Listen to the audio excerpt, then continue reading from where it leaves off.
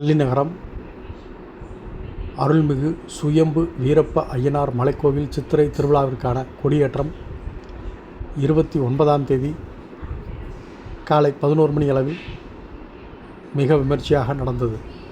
தேனி அருகே அல்லிநகரம் மேற்கு தொடர்ச்சி மலையடிவாரத்தில் மிகவும் பழமை வாய்ந்த அருள்மிகு சுயம்பு வீரப்ப அய்யனார் மலைக்கோவில் உள்ளது.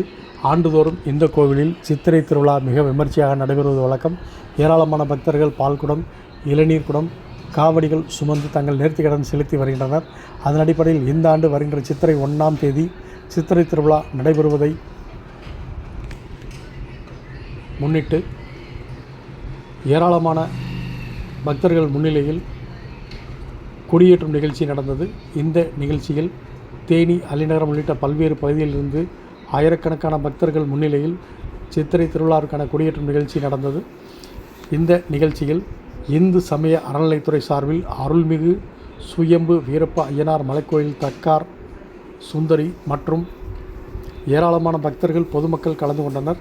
சித்திரை திருவிழாவிற்கான கொடியேற்றும் நிகழ்ச்சியில் கலந்து கொண்ட அனைவருக்கும் அன்னதானம் வழங்கப்பட்டது.